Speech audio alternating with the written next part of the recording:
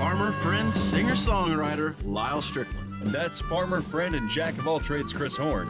And we're those Tastebudguys. Mad because they wanted gin. They was holding up from us, so they made their own thing and called it gin instead of Genevieve or whatever. And that's how we ended up with the gin that we have now. Anyhow, hey guys, welcome back. I don't know how much of that Lyle's going to let you hear. Maybe none of it, because I dropped an F-bomb when I shouldn't have, because it was way early in the show. And by God, we're very strict on F-bombs. Like, we do not say that word. In the first 45 seconds of the show, because demonetized. There it is. So I've heard. I don't know. We've never made enough money to be demonetized, so I don't know if it really matters. Very true. When you make, like, I don't know, what do you think we make an episode? Probably, maybe... An episode? Oh, cents. Yeah, well, yeah, that's definitely less south of $1, but... Yeah. Monthly, I think we're sitting around that, like, $20 a month mark. Yeah, okay. So it ain't much, folks. Which is why we need you to pitch in on the QR code. Yeah, the QR code helps a lot. Because YouTube is not helping us at all. It could be the crappy content. I don't know. No, we do a great job. If you like drunken mayhem and just make two guys make an ass themselves, we do a great job.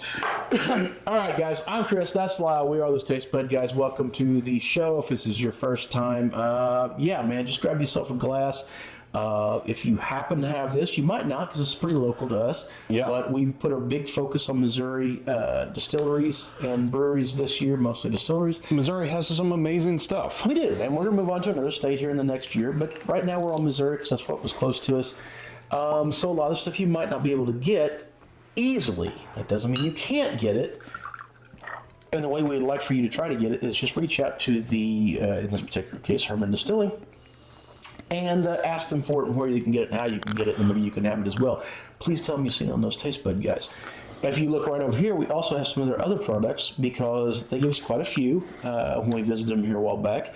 And you'll notice we have some Blackshire, which is what we're doing today. Mm-hmm. We have, I forgot what order I put them in, Hermann Distilling, which is the parent company over there in Hermann, Missouri. And we have Polly's Distilling, which is another part of Hermann. And if you want the whole story of why they're different, you need to go there and let Derek may not be the one showing you, but Derek is the one that showed us. No, I think people should request Derek. I think you should go to Hermann Distilling and demand that you speak to Derek. I think he's going to be really angry if that happens, because he seems like he might be busier than us. Derek is the nicest guy on the planet. He is extremely busy, but he is creating some amazing product. He's the head distiller there.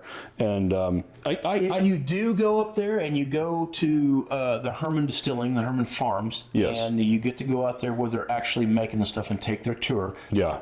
Not necessarily the stables. Stables is a whole different thing, but very cool as well. Yes. And when you're up there and you're looking at the distillery, I want you to turn, I think that would be to the north of them, mm-hmm, and look at that big barn down there and go, hey, can we go down there and sample what's in there? Tell them those Tastebudguys said it's okay. Said it's pretty good stuff. And you won't be ever disappointed. Pretty good stuff. I would venture to guess that Derek would be more than happy to at least shake her hand and talk about it for a good bit. I bet he would. Super nice guy. We had such an amazing time there. And we've got some footage from that's going to be in the next episode. Maybe in this episode if I get to, but probably not. Probably next episode. Why next episode, we say? Well, one, we're very tardy about getting these out because we've had a lot of stuff to do. Oh my God. Two, because there's 4 different gins from Blackshire Distilling, and that is they're all seasonal. It's seasonal. Okay, yeah. I'll make sure I'm using the right word. Oh, look at me! I'm all prepared. There's only one side of this. So they're seasonal. We're going to do the summer gin. Seasonal gin tonight. So we're starting with the summer, and then we're going to the winter, spring, or winter. No, start with the summer. Then we're going to go to, is it called autumn? Autumn, and then winter, and then spring, and then we'll probably come back and sample them all together. It's a bit of not only that, we also have their gin, just Hermann's gin. Yeah, Hermann's gin. Polly's don't have a gin, does it? I thought they did, but I'm not sure. Well, I don't think we have it on the shelf. There's 3 different labels rolled underneath here. It gets a little confusing, but just know they're doing a really fantastic job. And we're going to start with this one, and we're going to try to get you some of the B-roll, either with the next gin we may jump over and do one of their other whiskeys, but We'll see. We've got some B-roll, and you guys, if you're looking for a place to go and you're thinking, oh, Missouri, I want to go out to California and go all these big wine things, We'll jump into the back. you might want to stop and consider We're going to jump into that in a second. Sure. Let's get to tasting this because I want to taste it. This has lemon and thyme. Thyme. Thymine. Thymine. Isn't that's an instrument, right? It's a theremin. The thymine. Lemon and thyme. Thyme's not Parsley, sage, lemon, and thyme. They're not going to get me on copyright for that one. Oh, wow. No, it really does. So, I have had all these, but it's been a while. What I started to say is this really does. I mean, if you ask me what's the note on that, it's lemon. Lemon's very prevalent. Thyme is not an herb that I'm super familiar with. I was going to say, I don't know if I know what thyme smells like or not. And I probably would have more gone along with What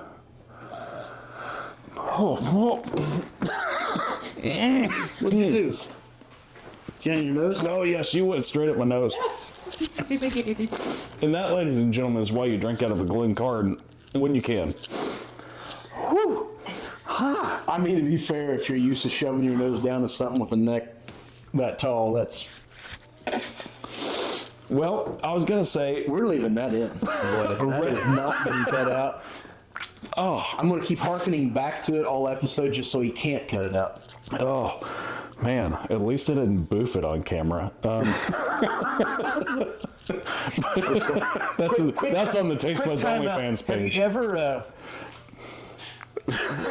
what is the name? It was a Discovery Channel, Fast and Loud. Did you ever watch that? I can't think of the name guy. Aaron was one of them, and I can't think of the other guy, the main dude that was on that show, and he even had a weird kind of freaking pointed beard on there. He would snort tequila. That was his. He was like he'd give it to somebody, and they'd have to get tequila, and they snort it. I couldn't do it. There's no way I could do it. I'm positive. I can tell you, I'm not that kind of drinker. But that's what I always think when I will say this: I could think of worse gins on our shelf to do this with. I was gonna say I probably would have blind. I probably would have said oregano. Just because I get that absolutely. Yeah. Just because I'm not that familiar with thyme, but I feel like they're kind of in the same ballpark of herbs. Oh my God, that's delicious. You've had these. I have not had these. So this solidly falls in the into the new American gins. If you think you don't like gin, try some new American, and specifically, just from this taste alone, this is a great place to start. So I will say, of these, this is the most traditional style, and this is more like having a martini with a twist. Yes, but like in a bottle. You don't have to do anything. Really good. And if I recall, this is one of my favorite ones of the four. Just very quickly. I'm so sad the bottle is so small. Summer is, well, I think we've got a couple bottles. I don't know which ones, but there is a couple more bottles. That's beautiful. Somewhere. That's really good. So Summer Gems, Lemon and Thyme. Winter Gin is Clove, Nutmeg, and Orange. If I remember right, that wasn't my favorite one because it was too big. It tastes the most like the American style gins. Autumn is Cardamom and Orange. Well, I'm not a huge fan of cardamom, but as I recall, that one was pretty good. And then the spring is Lavender and Elderflower, which that sounds. I remember thinking that was going to be my favorite until I had this one. This one, I was like, oh my gosh, this is phenomenal. I mean, it is a slap in the face of flavors, right? It really is. So there is that. I mean, like, it's not. I think the new American stuff, the new American gins, to me, are basically trying to be a cocktail in a glass, right? So, like, that's kind of where I am on this stuff. Sorry, I didn't mean to, like, just totally break over. Our timer shut off, so we don't know where we're at. Well, I just know we're on a talkative episode, because it's good gin. What's good?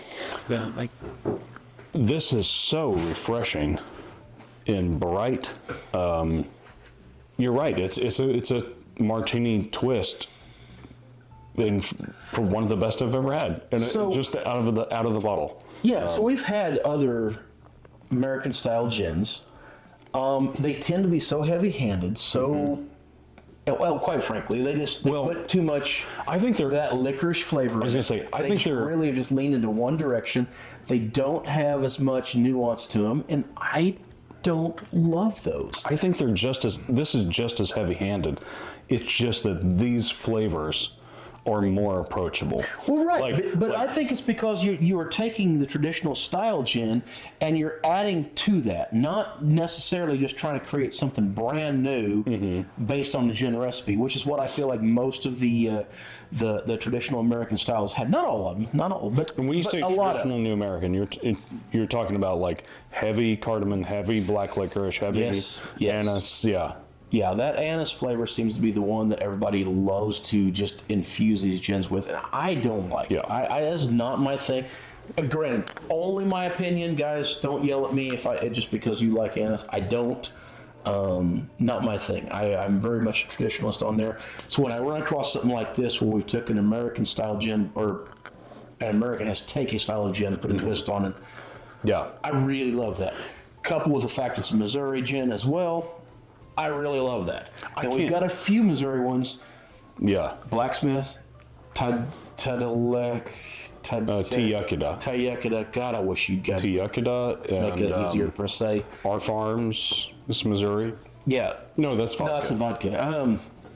Anyway, so oh my God, Daredevil. So there is some really Daredevils. So there is some really good Missouri gins we're partial to. But I will say every one of them tends to very closely resemble London dry style gins. So just so you know where I'm coming from when I talk about this gin. I think that's fair. I just keep going back. I think you hit it on the fucking head. This is I always do. I'm just so good. This is a martini with a twist. It is done perfectly with something extra, a little magic sauce tossed in, which I assume is the time. You know what's interesting is I've always been a extra dirty olive. That's the kind of martinis I've liked, and in the last 6 months I've started leaning heavier to the twisted martinis. Bombay Sapphire twist, things like that. So it's interesting that we're doing this now, and I'm really being able to. I will say the flavors are so heavy-handed that the more I drink of it, the less flavor I want, and I almost want to water it down with other gin. I will say that. Gin. Like one or two of these. Boozy? Yeah, a little more boozy than the flavors are very hot, hard, and heavy. Now, I don't dislike that, and for the first couple of martinis, beautiful. But I think for a night, I would probably start trending towards, can we cut this flavor with something? But that said, but also, you got to keep in mind, it's a very small bottle. So but you also got to keep in mind, you're drinking this straight out of the bottle.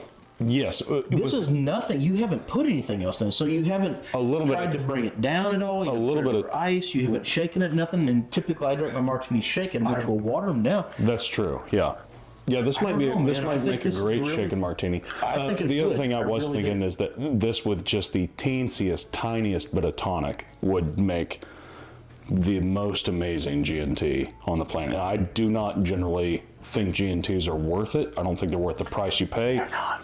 I don't think they're not. I mean, honestly, tonic, like, you got to get Fever Tree or something that's spicy. You can't just get like tonic, great value shit. You got to get good tonic.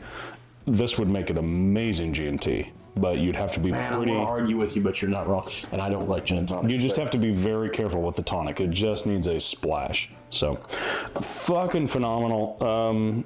I probably shouldn't be cursing, but it's just too damn good. It's been really rough to get it up on their website if we dropped enough bombs. We'll do better next time, Derek. That's fair. 100 proof, by the way. Love it. Is it really? 100 proof. I did not realize that. All right, until next time. Whether it be the 100 proof gin that you're trying, the food you're eating, clothes you're wearing, or the people you're meeting, grab a buddy, try something new. Such a disappointing click.